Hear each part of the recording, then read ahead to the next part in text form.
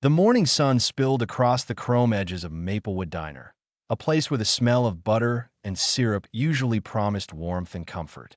But on this particular day, the light couldn't erase the darkness that crept into the hearts of a few cruel boys. At a booth near the window sat a girl in a wheelchair, her plate of pancakes resting in front of her like a fragile shield against the world. Her name was Clara, and though her face carried the quiet strength of someone who had endured much, her trembling hands betrayed her unease. The boys at the next booth didn't just laugh at her. They crossed a line that should never be crossed. One of them slapped the plate from her lap, sending the food crashing to the tiled floor, and another pushed her wheelchair back with a mocking shove. The diner froze. The laughter of the bullies rang louder than the clatter of falling plates. Clara's eyes welled with tears. She tried so hard to hold back, but humiliation burned hotter than pain, that if you believe that kindness should always conquer cruelty, that second chances matter, and that no one deserves to be treated this way, take a moment right now to like this video, comment, share it with others, and subscribe to Kindness Corner. Together, we can remind the world that compassion is stronger than hate. That Clara's life had never been easy. She was born with a spinal condition that left her reliant on a wheelchair. But her parents always told her that her spirit was meant to soar, even if her legs could not. She clung to that belief, though the world often seemed determined to crush it. Every day she faced quiet stares, whispered remarks, or the pitying smiles of strangers who couldn't imagine her life. But what she faced that morning in the diner went far beyond pity. It was cruelty sharp enough to wound the soul. The boys cheered. Others in the diner lowered their heads.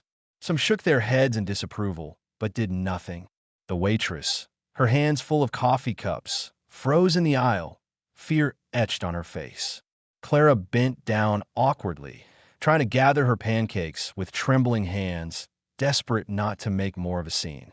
That's when another hand reached down, not rough, not mocking, but gentle. An older man, gray at the temples, quietly picked up the plate and set it back in front of her. "Don't mind them," he whispered, but his eyes darted nervously toward the gang of teenagers. The man's kindness was a small candle flickering in a room full of shadows. But Clara still felt exposed, broken in ways no one could see. She sat quietly after that, her appetite gone, her throat tight with unspoken words. She wanted to ask why the world worked this way, why people thought it was acceptable to torment those who were different. Her heart thudded in her chest with each burst of laughter from the bullies who now bragged loudly about their bravery, oblivious to the cruelty of their actions. Clara closed her eyes and prayed for the hour to pass quickly, for the nightmare to end an hour later. Something unexpected happened, something that shifted the entire energy of the diner. It began as a low rumble, almost like thunder. Heads turned toward the wide glass windows as the sound grew louder, more distinct. Dozens of motorcycles rolled into the parking lot, their chrome glinting under the daylight. The sight alone was enough to make conversations hush and forks freeze in midair.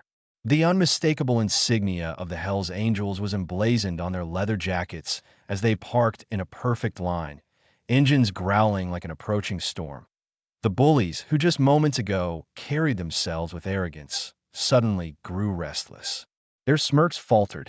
Everyone knew the reputation of the Hells Angels, fierce, fearless, and unafraid to stand their ground.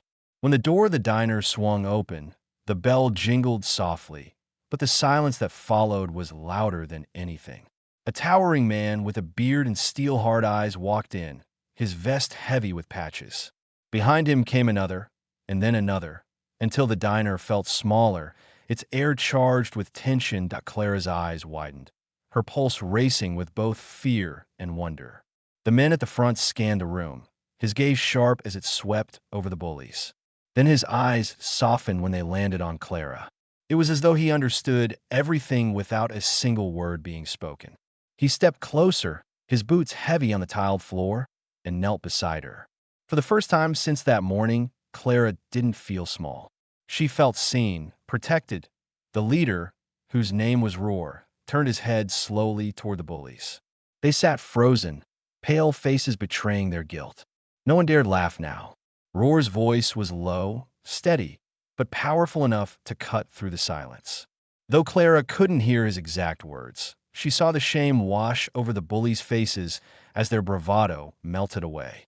One by one, they slid out of the booth and stumbled toward the exit, heads lowered, avoiding every gaze. They didn't dare meet Clara's eyes again. Outside, the motorcycles formed a wall of steel and leather, ensuring the boys' humiliation was complete before they fled. But Roar didn't stop there. He called over the waitress, placed a large bill on the table, and told her to bring Clara anything she wanted. Pancakes, milkshake, pie, the whole menu if she liked. He told her she was stronger than any of the cowards who had tried to break her spirit. Then, in a gesture no one in that diner would ever forget, he removed his own leather vest, draped it gently across Clara's shoulders, and told her she was now family. Tears streamed down Clara's face. Not tears of humiliation, but tears of gratitude. In that single hour, her life had shifted. What began as a morning of pain became a moment of profound transformation.